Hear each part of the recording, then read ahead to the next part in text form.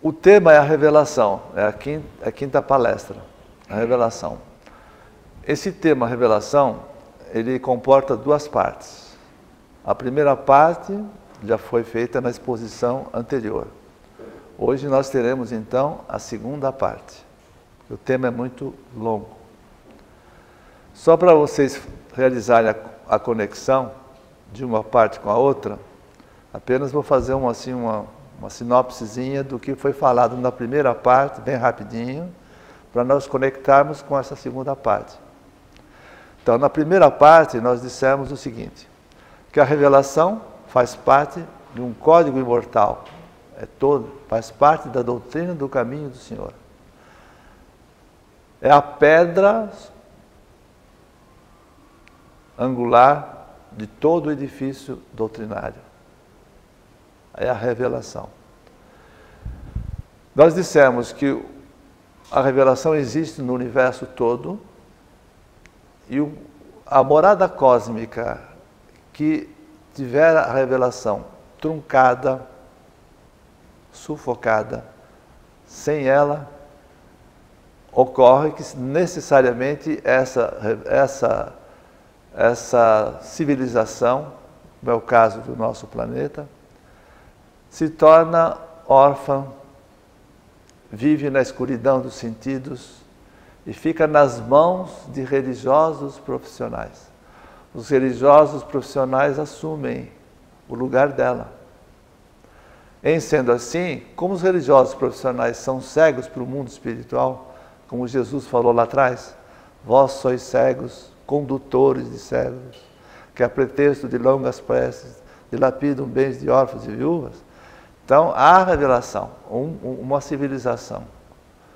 Sem revelação, vive em função dos sentidos. Se embrutece, torna-se corrupto, quer levar vantagem em tudo.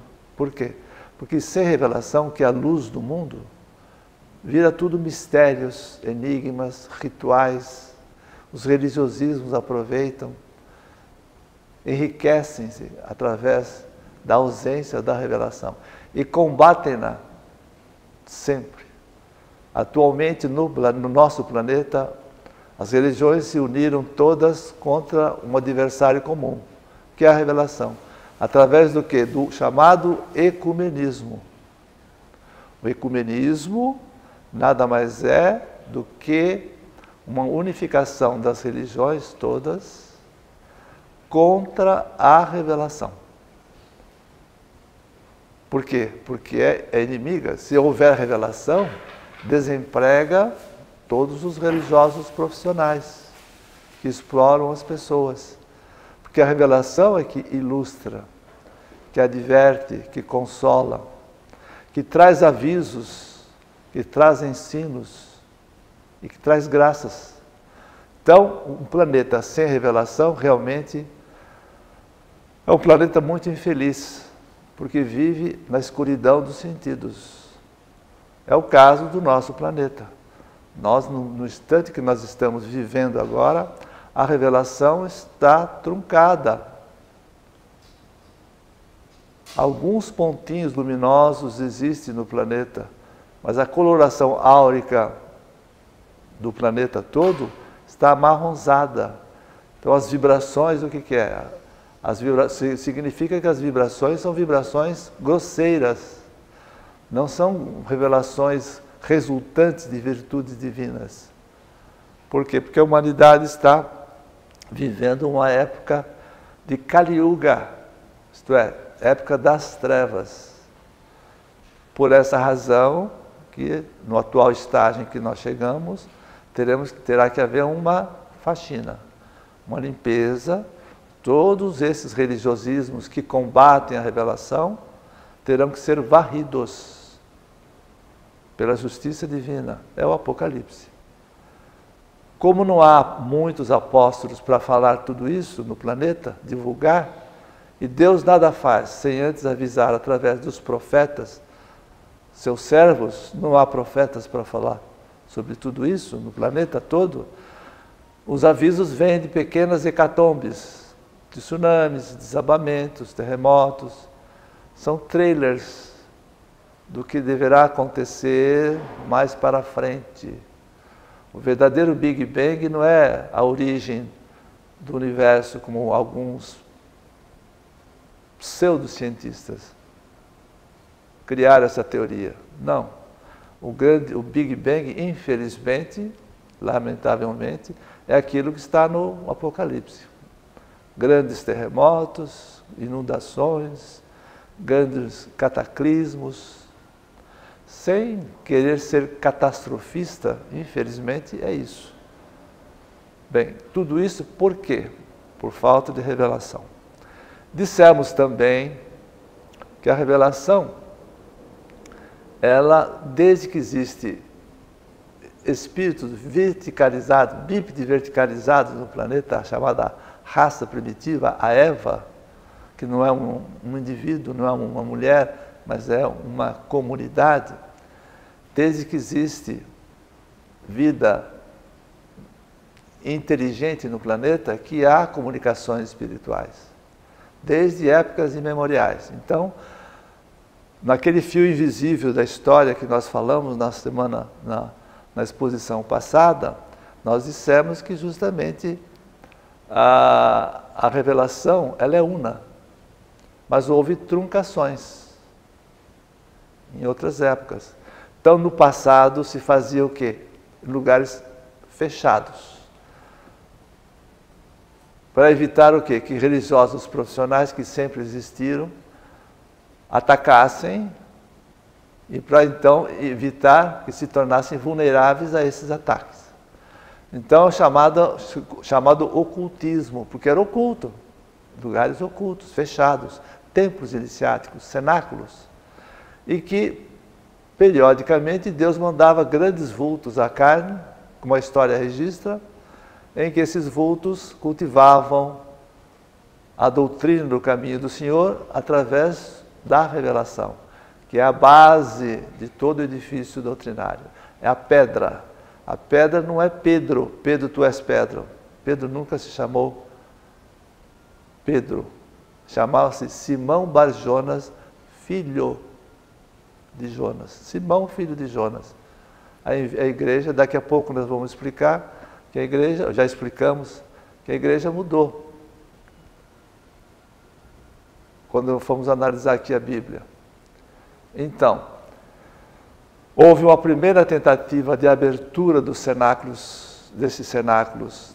Primeiramente, a primeira abertura foi com Moisés, 13 séculos antes de Jesus. Como Moisés previu que Israel iria trair o seu Deus, por essa razão seria espalhado pelos 4 cantos do mundo, isso aconteceu. Jesus veio e, através do Pentecostes, tentou generalizar as comunicações novamente. Estavam no mundo. Até o século IV as coisas caminhavam bem, até que foi fundada a Igreja Romana, não por Pedro, por Constantino Cloro, o imperador romano. Truncou, Idade Média, trevas, 10 séculos de trevas, tempos modernos também, até que foi possível, depois da Revolução Francesa, o Elias voltar novamente à carne, com o nome, ou o pseudônimo de Allan Kardec, né? Na França, e aí houve uma terceira tentativa de generalização das comunicações espirituais. De lá para cá, a igreja perdeu muito sua força. Em 1870, com a unificação da Itália, ela perdeu sua força, e hoje as comunicações espirituais estão livres. Estão livres, mas os religiosismos tomaram conta e as comunicações espirituais se dão de uma maneira assim muito inferior. Nós dissemos que há comunicações em função das vibrações do planeta, a lei da equidade vibracional. Então tem candomblé, tem umbanda, forma negativa, a chamada magia negra, quimbanda, tem sessões de desobsessão, que também não é correto, em lugares fechados, só recebendo espíritos aqui da atmosfera da Terra. E a sessão e as reuniões mais elevadas são as reuniões divinistas. É aí que nós dissemos. Então, realmente, a revelação ela é una, mas houve essas truncações. E no fio invisível da história sempre há sinuosidades. A história não é linear, num mundo de expiações, não é uma linha reta, não é. Ela tem essas sinuosidades. Então, essas truncações atrasaram muito. Depois de Moisés para Jesus, 13 séculos, 1.300 anos. De Jesus, passando do século IV ao século XIX, 15 séculos, 1.500 anos. Olha que atraso para o planeta. O planeta podia já estar, como esse mestre disse várias vezes nas suas exposições, quando estava encarnado, se não houvesse essas truncações, muitos de nós já estaríamos cristificados. Olha quanto atrasou a revelação, a evolução da nossa civilização aqui, dos nossos terráqueos. Bem, então isso ficou bem claro. Agora estamos livres, mas infelizmente a revelação ainda está em condições bem inferiores. Muito bem. Nós reservamos então um tempo para explicar o seguinte. A Bíblia judeu-cristã, ela faz parte integrante desse fio invisível da história. Ela se integra. A Bíblia judeu-cristã, ela tem 14 séculos, essa Bíblia. Por quê? O Moisés, começou com Moisés, no século 13 a.C. Terminou com no Gênesis, que é o primeiro livro, terminou com o último livro, que é o Apocalipse, com João o Evangelista. João o Evangelista viveu no começo do século, e ele durou bastante, quase 90 anos, 90 e poucos anos, então mais um século. Então 13 com mais 14 séculos. Então esta Bíblia judeu-cristã, que está aqui em cima da mesa, ela tem 14 séculos. Conta a história de 14 séculos. Agora, para entender bem a Bíblia, entender bem que ela é um tratado mediúnico, é um tratado revelacionista, ela só trata de comunicações espirituais. Porque se não houver comunicações espirituais, tirando as comunicações espirituais, ela se torna um tratado histórico, sociológico, filosófico, humano. Não tem nada de divino. Então nós temos que o quê? Primeira coisa, se nós quisermos estudar bem a Bíblia, nós temos que entender a sua organização. Quem não entender a organização da Bíblia, não vai entender a Bíblia. Está cheio de gente abrindo a Bíblia com uma ideia fragmentada da Bíblia. E não é assim. Ela tem toda uma organização, ela é um sistema. E toda a interpretação da Bíblia tem que ser lógico-sistemática, porque é um sistema. Não pode haver contradição entre um versículo do Velho Testamento, por exemplo, e um do Novo Testamento. Não pode haver contradição. Se houver contradição, não veio de Deus, veio dos homens. Por isso que a Bíblia, esta Bíblia judeu-cristã, é um verdadeiro best-seller na humanidade. Por quê? Porque é o livro mais editado no mundo. Não existe livro mais editado do que a Bíblia no mundo, a Bíblia judeu-cristã. É o livro mais lido no mundo. E é o mais mal lido. Por quê? Porque as pessoas não têm uma noção sistematizada da Bíblia. Para se ter uma noção sistematizada da Bíblia, é preciso conhecer a sua organização. Sem conhecer a sua organização, não vai entender bem. Vai ter uma visão bem retalhada dela. E aí surgem as chamadas meias-verdades. Também é bom lembrar que como houve muitas manipulações bíblicas, por que houve? Porque a Bíblia, tendo mais de 2.000 anos, quem Quem é o dono dos direitos autorais da Bíblia? Não tem. Já caiu no domínio público. Então, qualquer pessoa, qualquer instituição que queira editar a Bíblia, basta ir a uma editora, editar e tem a Bíblia. Não tem que dar satisfação para ninguém. Com isso, muitas instituições religiosas, marotamente,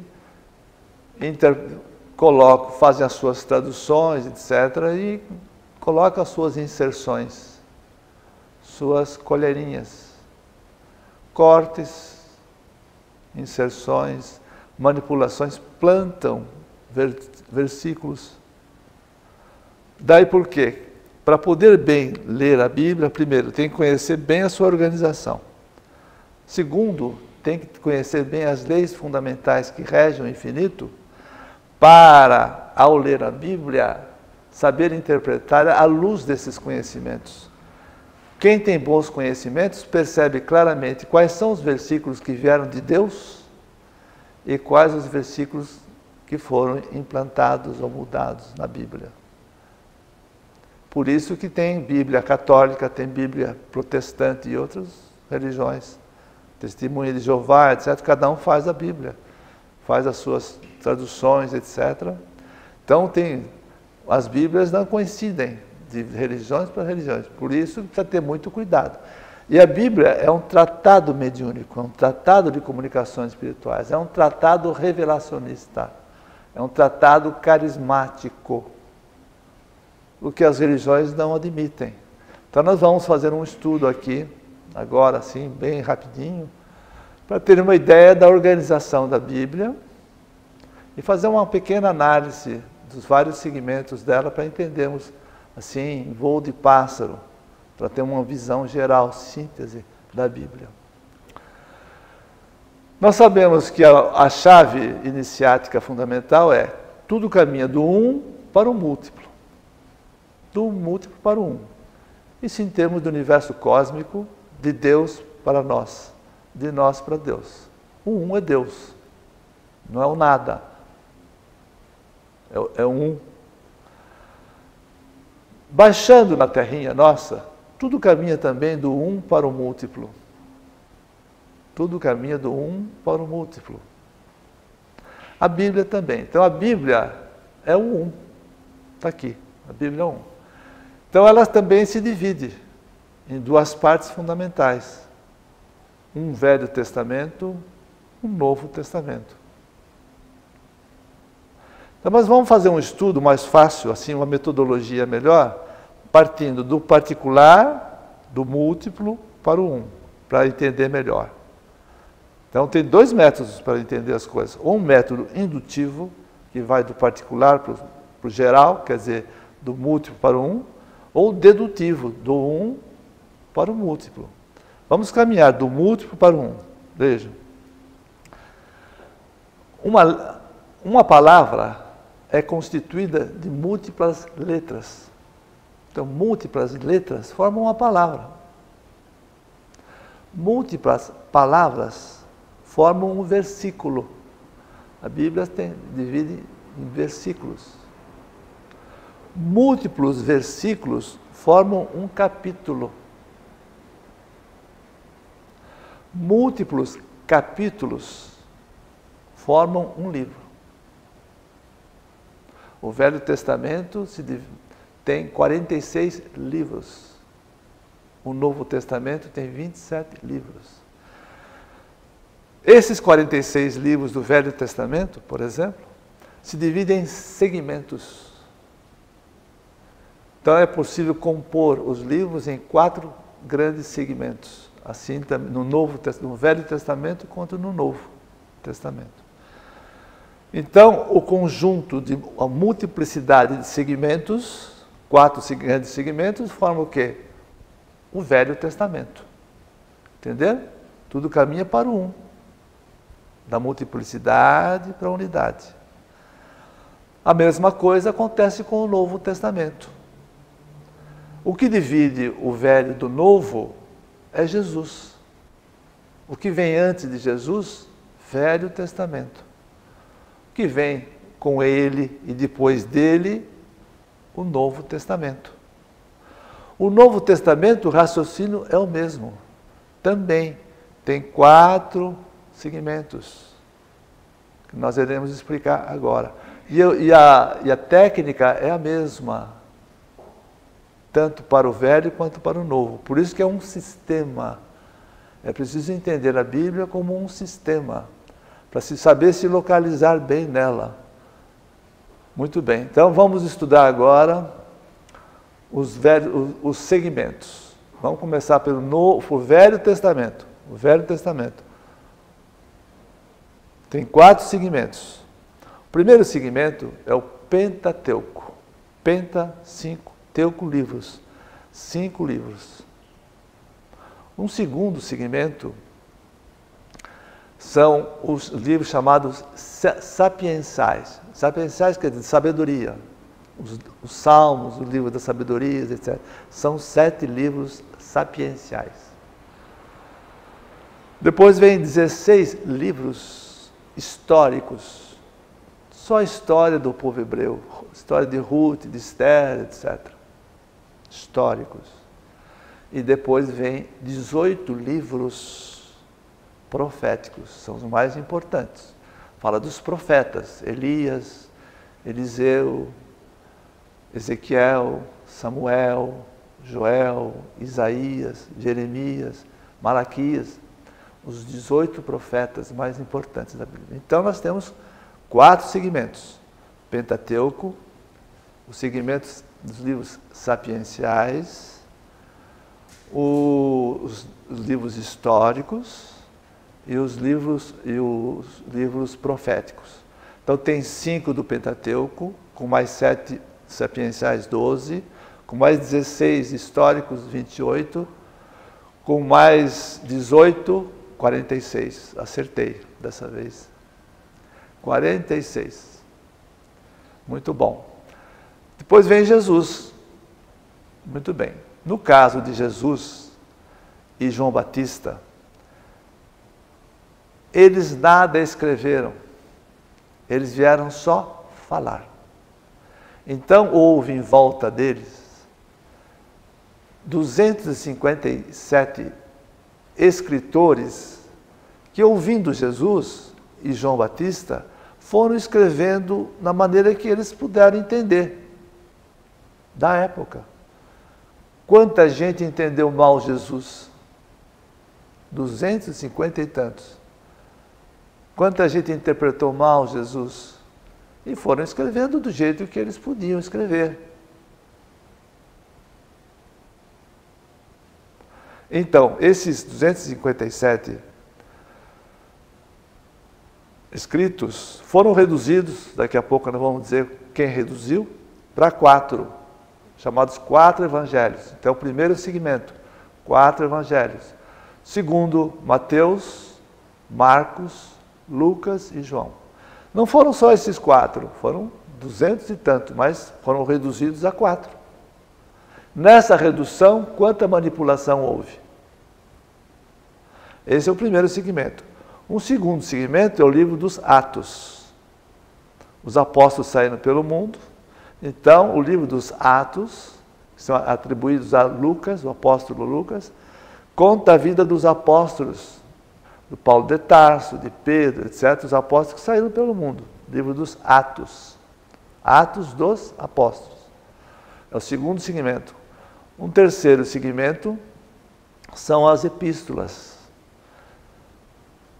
O Paulo de Tarso, por exemplo, quando caminhava formando as novas comunidades, que eles chamam de igrejas aqui, comunidades, aqui consta que tem 14 epístolas paulinas. Então ele escrevia cartas, epístola, quer dizer, cartas, através de mensageiros, ele ia encaminhando para os locais essas comunidades que ele ia formando. A epístola aos Coríntios, a epístola aos Romanos, aos Tessalonicenses e assim por diante. Tem 14. É um terceiro segmento. As epístolas. E o último segmento é o Apocalipse. São 4 segmentos. Então nós temos o quê? 4 evangelhos, mais o livro dos Atos, 5. 14 epístolas paulinas, mais 7 epístolas de outros apóstolos, 21. Com 5, 26. Mais o Apocalipse, 27. Então nós temos 27 livros no Novo Testamento. Então, 4 segmentos. Então verifiquem que é um sistema montado, uma organização da junção, da multiplicidade de testamentos, o Velho e o Novo, forma o um, que é a Bíblia. Por isso que a Bíblia vem do grego biblos, quer dizer, um conjunto de livros. Então, todo mundo que fala na Bíblia sabe que tem 46 livros no Velho Testamento e 27 no Novo Testamento. Bem, aí já podemos ter uma ideia da organização, uma radiografia da Bíblia. Quem não entender bem essa organização, é como entrar numa empresa qualquer. A gente vai ver o quê? O organograma da empresa. Tem um presidente, tem os vice-presidentes, tem os diretores e tal. Tem toda uma organização. Tudo caminha do múltiplo para o um. Em tudo. Em tudo. Não é? Se repararmos bem. Então, para entender bem a Bíblia, quem é que entende bem isso aqui? Quem é que estuda direitinho? Nenhuma religião ensina direitinho. Está cheio de teólogos aí que não estudam direitinho a Bíblia, porque estão presos aos dogmas religiosistas deles mesmos. Então ficam enjaulados, a mente fica encapsulada e não interpretam bem direitinho. Então, assim nós temos esses segmentos. Então vamos analisar assim agora uma varredurazinha, um voo de helicóptero assim, bem rapidinho, para entendermos os vários segmentos. Assim, bem rapidinho. Vamos ao Velho Testamento. O Velho Testamento, o primeiro livro, o primeiro segmento, tem 5 livros, o Pentateuco. O Pentateuco, ele é atribuído a Moisés. Na verdade, nós vamos verificar que o Moisés não deve ter escrito inteiramente o Pentateuco. Por quê? Ele deve ter escrito só o Gênesis, que é o primeiro livro. O Êxodo, o segundo livro, não deve ter sido escrito por ele, porque já conta o desencarne dele, aqui fala morte. A Bíblia fala morte, não fala desencarne. Por que não fala desencarne? Porque a religião não vai colocar desencarnar, senão aceita a desencarnação e a reencarnação. Então tem que falar o quê? A morte. E a palavra morte não devia existir, mas coloca a morte. Então, o que acontece? Ele conta, como é que ele vai contar a própria morte dele no Monte Nebo, que está no Êxodo? Então, provavelmente não foi ele só escreveu o Gênesis. Então, tem lá o Gênesis, o primeiro livro, o segundo livro é o Êxodo, o terceiro livro é Levítico, quarto livro, Números, e o quinto é o Deuteronômio.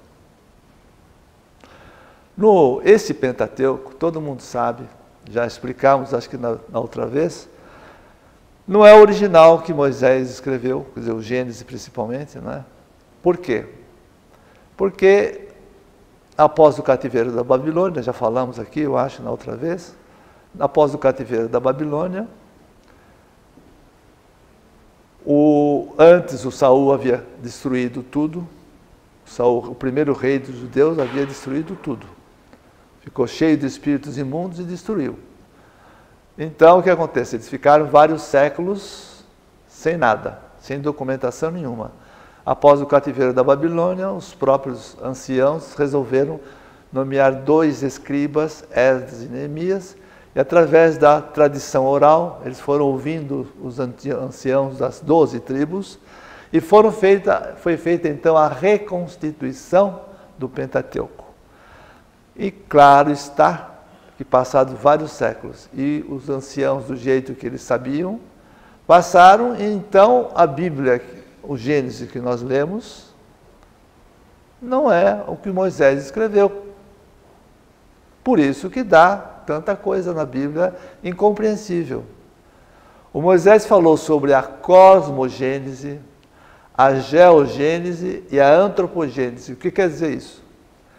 Moisés deve ter escrito sobre a Gênese quer dizer a origem do cosmos,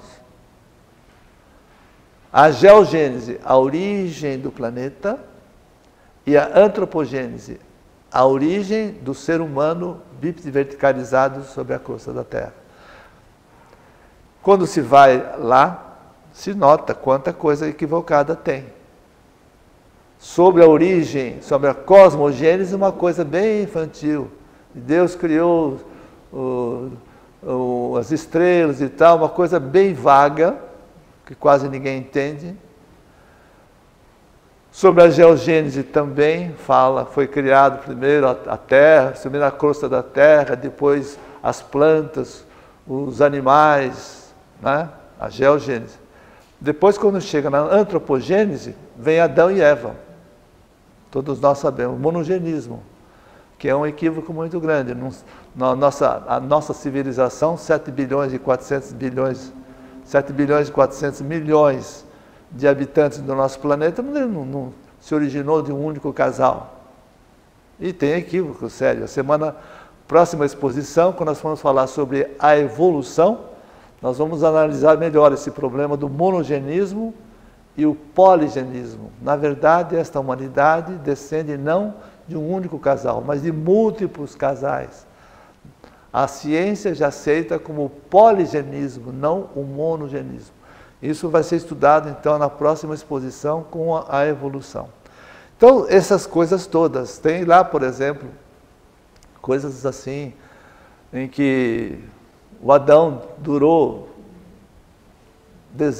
centenas de anos, 600 anos, 600 anos, Matusalém, 970 anos, e vários outros da genealogia humana duraram uns 500 anos, 600 anos. Bom, vem alguns teólogos dizem, bom, mas é a explicação dada porque esse número de anos que todo mundo viveu tanto, é porque na época se adotava e se adota ainda, os judeus adotam ainda, o calendário lunar, não o calendário solar. O calendário solar é esse, de 365 dias e 6 horas, não é?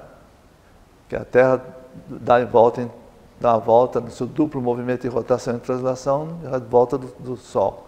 Esse é o calendário solar. E os judeus usam um calendário lunar, da Lua, em volta do Sol. E o calendário lunar é menor, é 254 dias e 12 horas. Mas mesmo assim, fazendo os cálculos, não dá 900 e tantos anos. Não dá. Então os cientistas, de uma maneira geral, têm toda a razão quando lutam contra os religiosismos. E o pior de tudo é que os cientistas de hoje, muitos deles, claro, nem todos, mas uma grande maioria, está materialista, com Big Bang, etc. Por quê? Porque acham que se a Bíblia é a palavra de Deus, como muitas religiões falam, então Deus não existe, porque não vai fazer tanta coisa errada assim. Não tem sentido tudo aquilo que está ali. Então muitos caem na descrença, confundem religiões com Deus, e aí materialismo e o planeta está do jeito que está. Então, o Pentateuco tem esse problema. O Levítico, por exemplo, o Êxodos. O Êxodos conta a história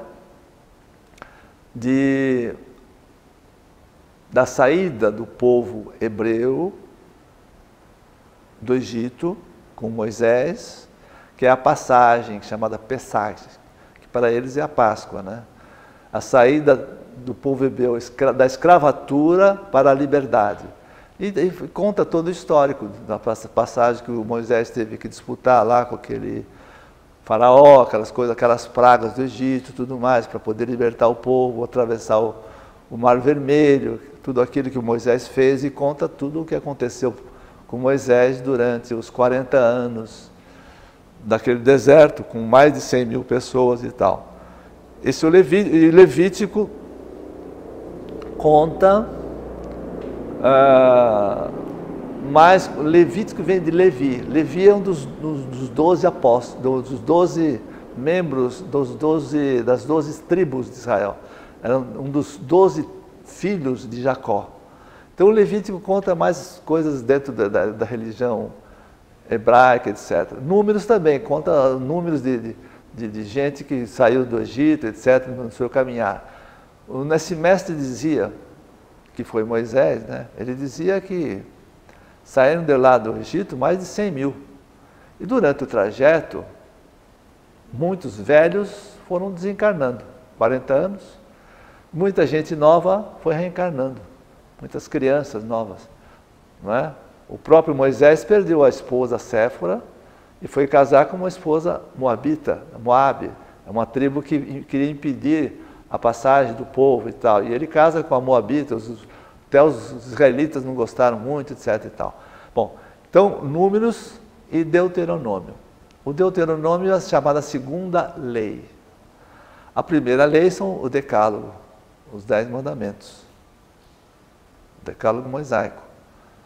Que na Bíblia, em vez de estar do jeito que está aqui, de uma maneira simples, concisa e precisa, e genérica, como toda lei, está lá uma prolixidade, um casuísmo muito grande, mais da metade da página da Bíblia, para falar dos 10 mandamentos. Então, um casuísmo danado. E não foi assim que Moisés escreveu. Moisés escreveu desse jeito que está aqui, e não do jeito que está aqui na Bíblia, os 10 mandamentos. Por isso que as religiões nem seguem os 10 mandamentos. Não se ouve falar mais nos 10 mandamentos. As religiões não seguem. E é a lei de Deus. Então, a Bíblia tem todos esses probleminhas no Pentateuco. Depois os livros sapienciais são livros de sabedoria, etc. O Cântico dos Cânticos, do Salomão, uma série de coisas. Os livros históricos também é fácil de entender, né? 16 livros. Os livros proféticos, são os 18 profetas, são os livros talvez mais importantes depois. Porque fala da vida dos profetas. Profetas eram todos dotados de dons mediúnicos, modernamente falando.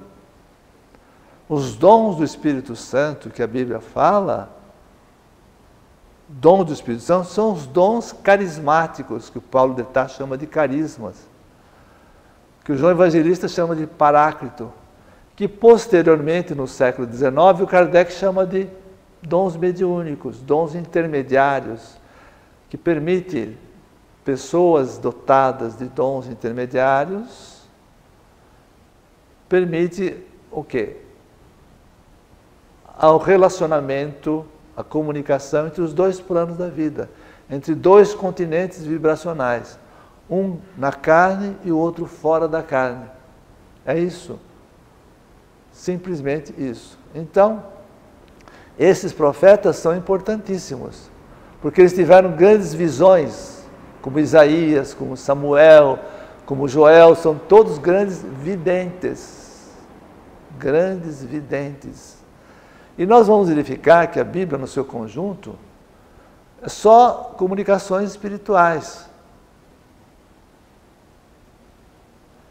O último livro da Bíblia, que é o Apocalipse, nós vamos falar daqui a pouco, são 22 capítulos e um epílogo. Não tem nenhum versículo lá que diga assim, a partir de agora, não tem mais comunicações espirituais. Não tem, não existe. Por que as religiões não aceitam as comunicações espirituais? Se vivem com a Bíblia na mão. E não há nenhum versículo dizendo isso. O que há, marotamente, é o seguinte, aí que está. Quem vai ao Deuteronômio, nesta Bíblia aqui, por exemplo, que é uma Bíblia católica, no capítulo 18, versículo 11, lá foi plantado o seguinte versículo. E Deus não quer que os seus filhos se entreguem a magias e espiritismo. Está aqui. Nesta Bíblia que está aqui. Esta Bíblia é uma Bíblia, pelo que diz aqui, traduzida dos originais pelos monges de Maratzu, da Bélgica, deve ser francês, depois traduzida pela essa editora Ave Maria para o português. E está aqui. Ora, o termo espiritismo, a mentira tem pernas curtas. O termo espiritismo não existia na época de Moisés, que escreveu teria escrito o Pentateuco, 13 séculos antes de Jesus. termo espiritismo é um neologismo criado por Kardec no século XIX. Como é que Kardec, como é que 13 séculos antes de Jesus, mais 19, 32 séculos depois, ia ser usada a palavra espiritismo. Não existia na época de Moisés espiritismo. A palavra espiritismo. Veja que foi plantada. E quanta gente lê e diz, olha, o espiritismo é do diabo, é satânico. Por quê? A Bíblia mesmo proíbe, Deus proíbe. Vejam que Jesus, quem vai ao Talmud, lá está dito assim, que às vésperas da Páscoa, Jesus de Nazaré foi condenado à morte por ter se entregue a magias e sortilégios, bruxaria. Então o espiritismo é tido como bruxaria, entenderam bem? Pelas religiões. Quando nós sabemos que bruxaria é só quando há magia negra. Quando há magia negra, infelizmente aí sim, é bruxaria. Mas o que Jesus fez é bruxaria? As comunicações que Jesus fez? Então Jesus era um bruxo, e no Talmud ele foi condenado à morte pelos religiosistas da época por se entrega a magias e sortilégios. Vejam bem os cuidados que precisa ter quem lê bem a Bíblia, entender o que está plantado, o que está cortado, o que está inserido, saber fazer um peneiramento. E não são todas as pessoas que sabem fazer esse peneiramento. Por quê? Porque exige estudos. Quem deu todas essas trilhas? Esse mestre. Se não tivesse ensinado, nós também não saberíamos. Eu jamais saberia alguma coisinha que eu aprendi se não fosse por ele, que foi Moisés. O restante, se não for a única fonte da verdade, é ele. E ele passou aqui 90 anos, nesta última encarnação, quase que como um incógnito perante a grande massa. Um número muito pequeno de pessoas, comparando-se com o planeta todo, teve contato com ele. Então, se examinando então o Velho Testamento, né? O Novo Testamento, Jesus, todo mundo sabe, que Jesus foi precedido de muitas profecias. Moisés era um grande médium, não só vidente, como médium incandescente. Ele foi o primeiro a profetizar, quando ele sobe no Monte Nebo, que Deus iria suscitar um espírito como ele, um Cristo, não é? Que seria o Verbo divino, que iria ensinar toda a verdade. Quem não ouvisse e não o seguisse, seria arriscado do livro da vida. Moisés foi o primeiro que profetizou como grande médium que era, grande intermediário que era, a vinda do Messias, prevendo que Israel ia trair o seu Deus. Depois há outras previsões, como Isaías, não é? Numa região tenebrosa, irá resplandecer uma grande luz, que era um Messias, Jesus. Outro grande médium, Joel, e derramarei do meu Espírito sobre toda a carne, vossos filhos e filhas profetizarão, vossos velhos terão sonhos, e vossos jovens visões. Está bem dito. E assim, quantos profetas, Jeremias, etc., o Malaquias, que fala da profecia da vinda do João Batista, não é? O próprio anjo Gabriel. O anjo Gabriel vem, se comunica, aparece na frente de Zacarias e a Isabel. A Isabel era velha, de idade, e diz ao Zacarias, olha, a sua mulher, apesar de velha, já com muita idade, ela vai receber um espírito de Elias, que vai chamar João Batista. Veio avisar, é o chamado anjo da anunciação. Foi até Nazaré, na Galileia, não foi avisar a Maria em sonhos, não foi avisar o José que a Maria iria conceber o Messias espiritualmente. Vejam, visões. comunicações espirituais. E quantos religiosos profissionais de Bíblia na mão não aceitam? Como não aceitam? Assim também. Então nós vamos verificar que os 4 evangelhos, por exemplo, falam da maneira que podem falar da vinda de João Batista e de Jesus. O livro dos Atos eu já expliquei, né? O livro dos Atos fala dos apóstolos, etc. E o Apocalipse, o último livro da Bíblia, realmente é o livro que deveria ser mais bem lido. Tem as epístolas paulinas e as demais epístolas.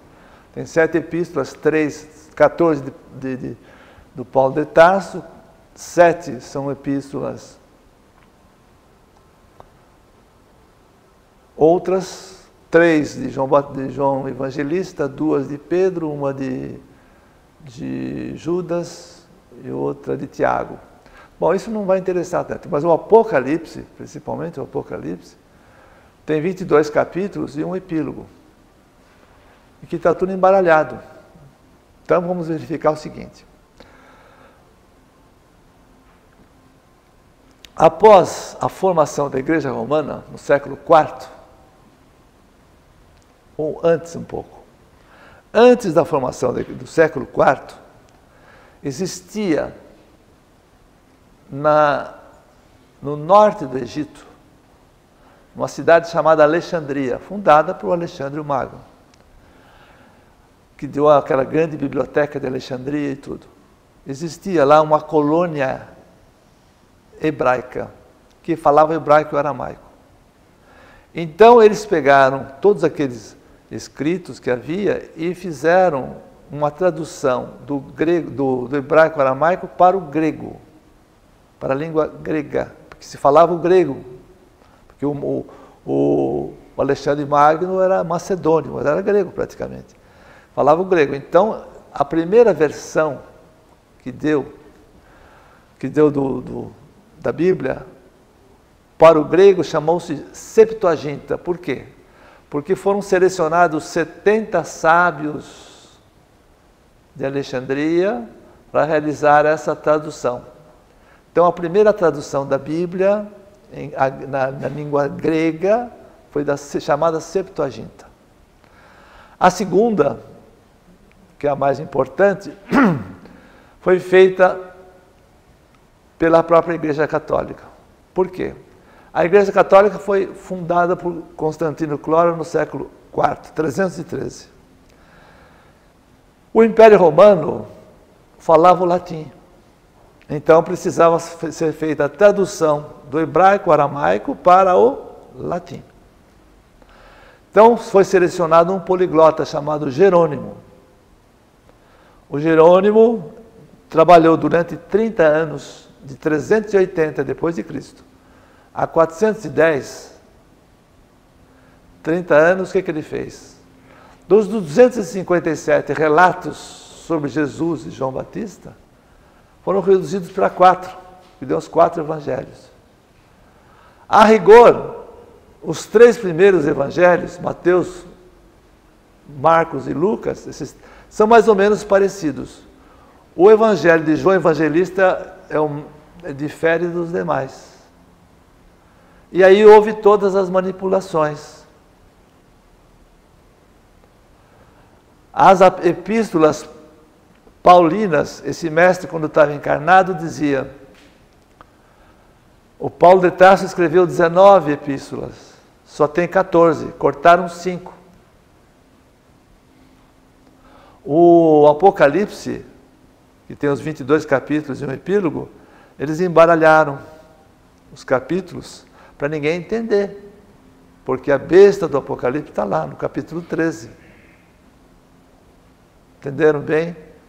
Então, como é que pode ser a palavra de Deus com todas essas manipulações? Durante a Idade Média, houve um monopólio religiosista, houve uma verdadeira ditadura religiosa. Quem ditava tudo era a Igreja Romana. Nada acima da igreja, nada fora da igreja, tudo na igreja, tudo pela igreja. Fora da igreja não há salvação, é heresia. Então, só se lia a Bíblia em latim.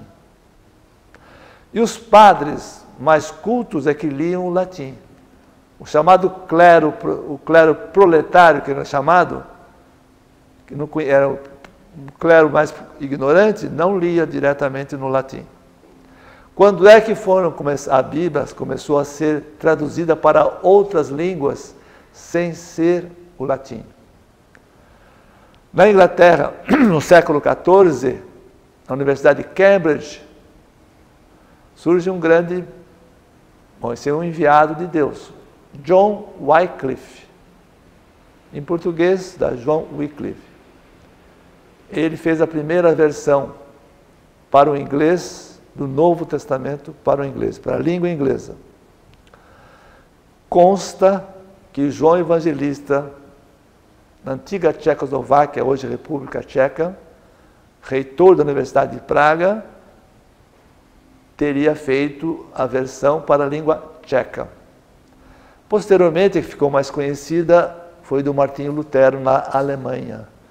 Martinho Lutero, depois daquela bula Exsurge Domini, que tornou herético, ele podia ser queimado, ele foge junto com seus discípulos para um castelo, fica lá 18 meses, e lá fez a versão do latim para o alemão. Nessa época surge a prensa, a gente chama de imprensa, né? Mas é prensa, né? O Gutenberg inventou a prensa, os linotipos e tudo aquilo. Então, aí a Bíblia começou a ser traduzida por vários outros países, Dinamarca, Noruega, Suécia, Finlândia, assim por diante. E hoje, realmente, é a Bíblia é o livro mais editado no mundo e mais lido no mundo. Como eu havia dito antes, mais mal lido. Então, essa é uma ideia assim, bem sucinta de toda a Bíblia. Quem quiser ter um panorama da Bíblia, é isso. Não tem muita diferença. Depois entra nos pormenores. Bom.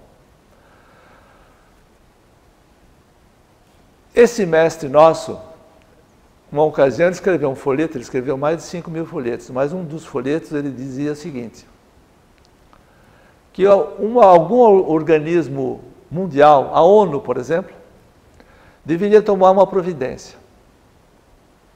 Qual seria essa providência? Vejam que esses monges de Maratzu, aqui eles dizem que traduziram, escreveram essa Bíblia, traduzida para o francês, diretamente dos originais.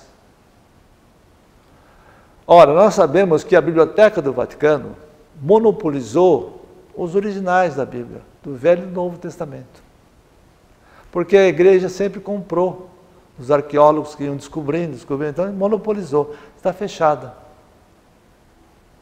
O próprio Evangelho de João Batista, esse mestre disse que foi em espírito, lá na Biblioteca do Vaticano, e viu numa redoma o Evangelho de João Batista, e não é editado, porque o grande doutrinador foi João Batista. Jesus veio ser um modelo para nós. Tanto que João Batista era um mestre, o grande mestre de doutrina foi João Batista. Por isso que ele reencarnou 37 vezes aqui no planeta e Jesus só 5. Jesus veio para ser um modelo. E Jesus sabia disso tudo. Tanto que ele dizia, muitas coisas ainda tenho a vos dizer, mas vós não podeis suportá-las agora.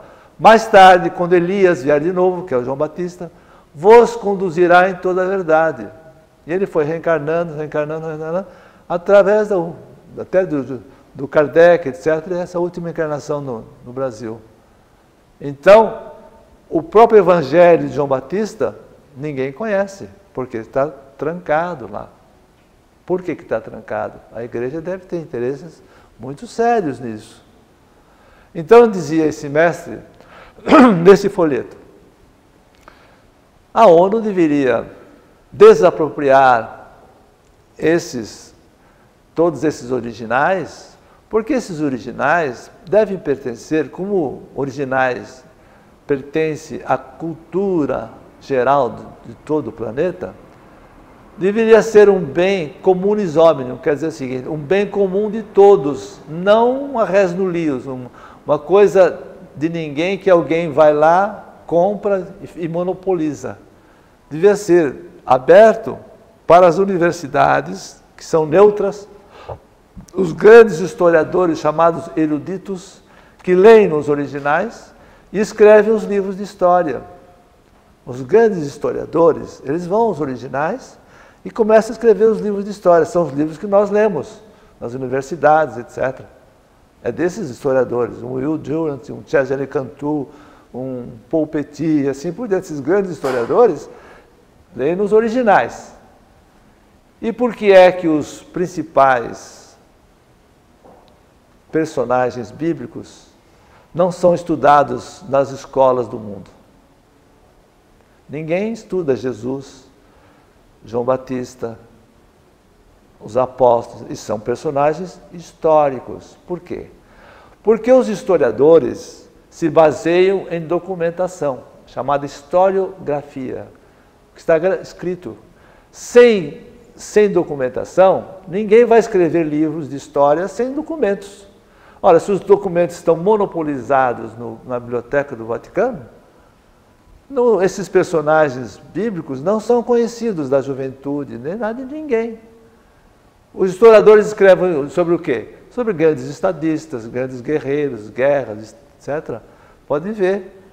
Não escreve sobre os personagens bíblicos, que deveriam ser estudados também. Se Jesus é o centro da história, a história se divide em antes e depois de Jesus. Se ele é o centro da história, como é que não se estuda Jesus nas escolas? Os demais personagens bíblicos. Por quê? Porque os documentos estão monopolizados dentro da Biblioteca do Vaticano. Por isso que ele escreveu esse folheto. Muito bem. Vamos falar agora um pouquinho de alguns movimentos paralelos à Bíblia, que confundem muita gente. Confundiu, agora não se ouve falar muito mais neles. Mas há algum tempo atrás andou deixando muitas pessoas duvidosas, porque por falta de um entendimento mais aprofundado. São 3 movimentos. A chamada ufologia, a parapsicologia e a chamada renovação carismática católica e o chamado pentecostalismo protestante. O que quer dizer isso? Primeiro, a ufologia. Esses são movimentos que surgiram mais na década de 60 para cá. Então, na década de 80 e 90, estavam borbulhando no planeta. Muita gente pôs em dúvida muita coisa da Bíblia, e com uma certa razão. Mas vejam bem, a ufologia de década de 60 para cá, começaram a surgir muitas notícias de discos voadores, objetos voadores não identificados. Começaram muita gente dando testemunhos de que foi visitado por discos voadores, andou nos discos voadores, etc. e tal. Até os Estados Unidos, através da NASA, fez um livro vermelho dos discos voadores e tal. Bom, existiu na época um grande escritor, um jornalista chamado Eric Van Daniken, que escreveu uma obra, Eram os Deuses Astronautas. Ele alega que caminhou mais de 13 mil quilômetros por todos os lugares santos, etc., lugares assim que os apóstolos tiveram e tudo.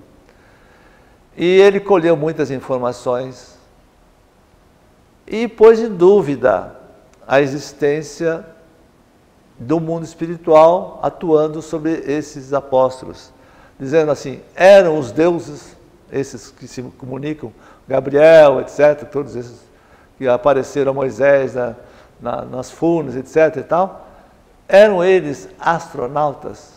Eram os deuses astronautas? Pois é aquela dúvida. Claro está que isso favoreceu muito a teoria do Big Bang, que é materialista.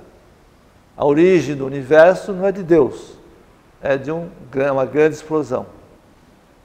Né? Nós já vimos isso.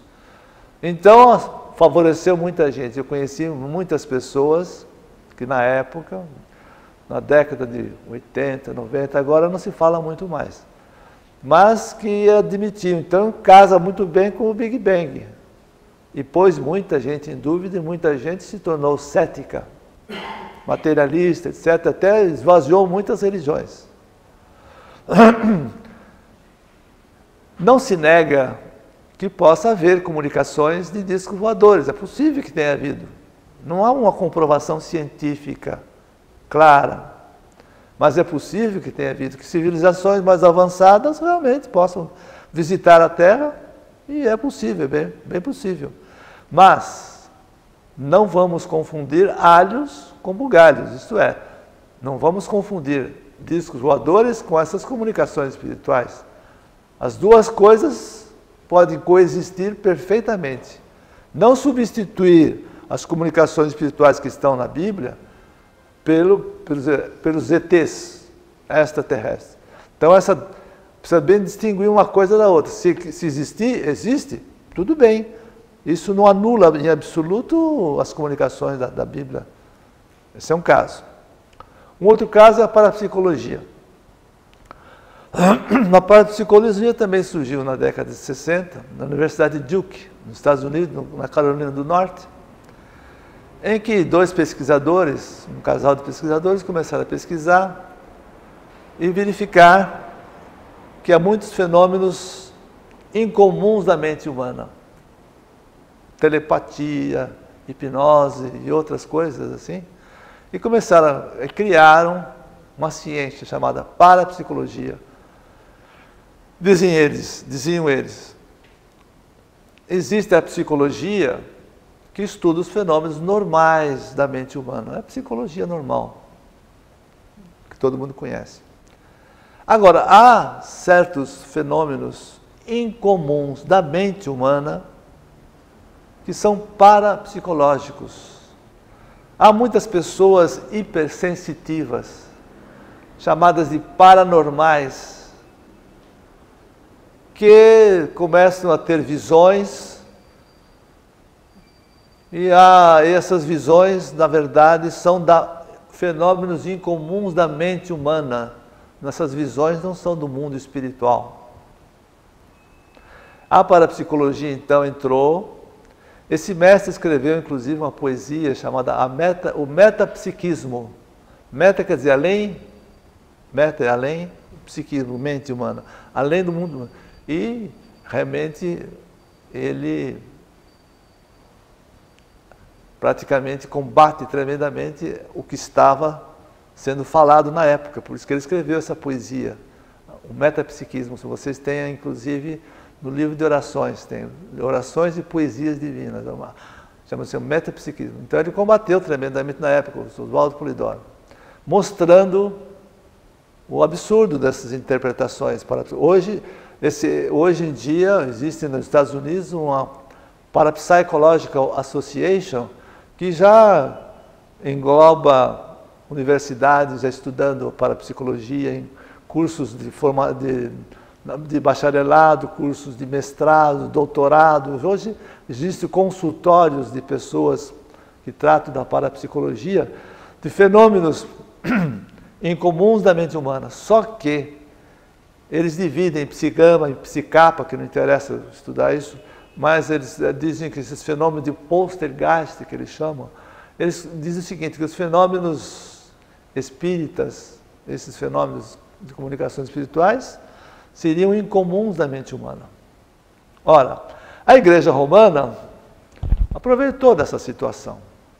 Se o Brasil, o maior país católico do mundo, a Igreja Romana diz que eles têm 900 milhões de habitantes no planeta, que são católicos. Na verdade, não chega a 300.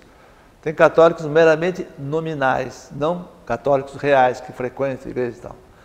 Mas, dizem eles, 10% desses 900 milhões estão no Brasil. Então, 90 milhões. Não existe nenhum país no planeta que tenha 90 milhões de católicos. Portugal tem 13, 14 milhões.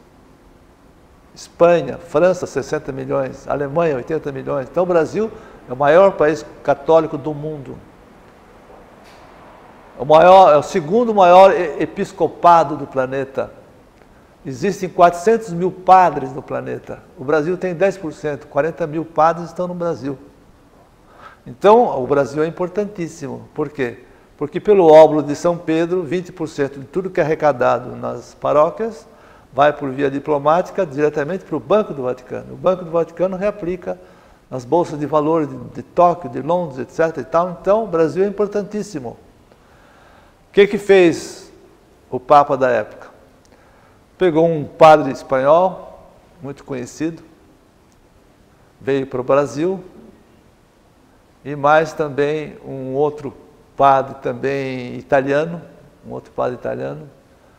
Os dois fizeram aqui no Brasil, esse padre italiano era psiquiatra também, né? Eles fizeram no Brasil um instituto chamado Instituto Latino-Americano de Parapsicologia. Não preciso dizer quem é o padre espanhol, todo mundo conhece, Padre Quevedo, né? Muito acesso nas televisões, etc. e tal, né? Ele veio combater dizendo que todos os fenômenos espiríticos, dos espíritos, Chico Xavier, etc., psicografias, tudo isso, eram fenômenos parapsicológicos, isto é, fenômenos incomuns da mente humana. Na prática, o próprio Padre Quevedo estava dando tiro no próprio pé, porque ele está tratando a Bíblia de um tratado de parapsicologia, não um tratado de fenômenos espirituais. Óbvio, não é? Todas as comunicações espirituais da Bíblia são fenômenos incomuns da mente humana. Resultado, eles fizeram um movimento muito grande aqui no Brasil. Muita gente fugiu, inclusive, do espiritismo, etc., indo na onda dele, do Quevedo e tal. Então, esse problema da parapsicologia andou confundindo muita gente. Não se nega que haja fenômenos incomuns da mente humana. Existe. Por exemplo, a telepatia.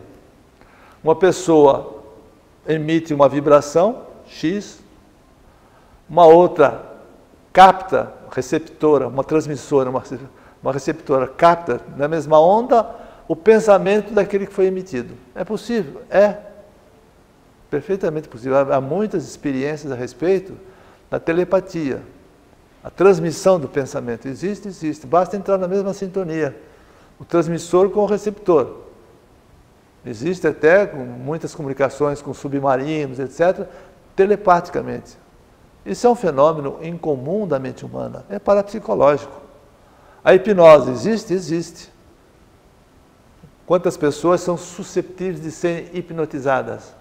Então, hoje a pessoa uma pessoa bem treinada e hipnotiza a outra, realmente é um fenômeno incomum da mente humana. Então, existe a parapsicologia? Existe. Mas não vamos confundir os fenômenos parapsicológicos incomuns da mente humana com os fenômenos espirituais, são outra coisa. É o mesmo problema que da ufologia, existe com a parapsicologia. Este é um movimento, então, paralelo, que é preciso saber distinguir, para não se confundir. Quanta gente tem consultórios por aí, tratando gente com faculdades mediúnicas, como se fossem fenômenos parapsicológicos. Está cheio de médios encruados por aí. Certos psiquiatras, etc. e tal, que tratam a mediunidade como se fosse uma doença. Ficam dando remédios e tal. Viciam, porque o remédio é uma droga, por isso que tem drogaria. Viciam a pessoa que toma remédio, como não sofre de nada, acaba sofrendo, a chamada iatrogenia. Muito. Se Deus desse, esse mestre dizia, se Deus desse faculdades mediúnicas para todo mundo, generalizado, isso aqui seria um manicômio, ele falava. Por quê? Porque é muita ignorância a respeito. As pessoas não conhecem bem, não sabem distinguir as coisas. Não precisa confundir ufologia nem parapsicologia com os fenômenos espirituais. Basta saber distinguir as coisas.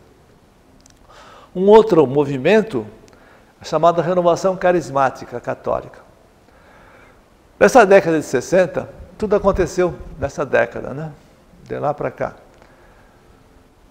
Alguns universitários de uma universidade católica estavam reunidos, eram uns 30 mais ou menos. E alguns começaram a receber espíritos.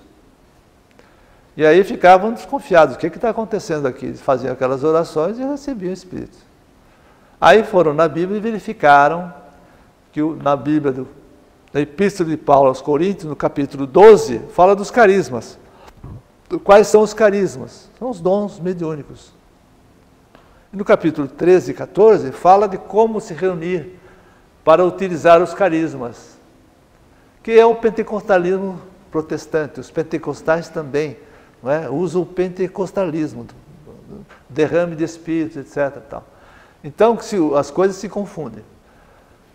Eles começaram a estudar direitinho tudo aquilo e começaram a realizar aqueles fenômenos todos, e como não conhece bem, não sabe fazer a vibração correta, faz essas orações muito terra, começa a receber espíritos aqui da atmosfera da Terra. Então, dessas confusões todas, o pentecostalismo e a renovação carismática católica fazem essas comunicações meio confusas aqui. Os médios ficam meio truncados. Resultado, trouxeram essa renovação carismática para outros países. Hoje dizem que dentro do catolicismo um número muito grande faz reuniões carismáticas, o que significa que fugiu, essas reuniões fogem totalmente do ritual católico, porque o ritual católico se caracteriza pela inércia, porque as pessoas são anaeróbicas, não é? Quando muito toca uma campainha lá, levanta, senta, ajoelha, etc. e tal. E nas reuniões carismáticas, não. As reuniões carismáticas, eles fazem danças, coreografias, cantos, etc. E que praticamente se separaram da igreja tradicional. Principalmente no Brasil, particularmente, que tem muita gente que partiu para a renovação carismática, o pessoal da alta sociedade, assim, o pessoal mais bem aquinhoado, porque havia o clero progressista que estava ligado ao movimento sem terra, sem teto, etc., eles se afastaram do clero progressista. O clero progressista do Frei Beto, etc. e tal, que vocês conhecem. Chamados padres de passeatas, as coisas que eram muito faladas pela tradição, família e propriedade e tal. Então, esse movimento carismático católico cresceu muito. E, de certa maneira, começou a ter um choque entre o movimento carismático, que é espiritual, e o Padre Quevedo, que era fenômenos incomuns da mente humana. Então, um choque. Tanto que o Quevedo desapareceu. Reparem que ele não está. Não se tem notícia mais dele. Nem que ele tenha desencarnado, mas ele foi afastado. Por que foi afastado? Porque a igreja entrou com um movimento ecumênico. O ecumenismo. Interessa fundir todas as religiões numa só para combater o que? A revelação. Infelizmente, alguns líderes espíritas, muito mal informados, desinformados, mal avisados, estão de acordo com o ecumenismo. Muitos dos espíritas são ecumênicos, casam na igreja, batizam, etc. e tal. Tem muito disso ainda, infelizmente. Bom, vamos parar por aqui porque já está muito tarde. Muito obrigado pela atenção dispensada.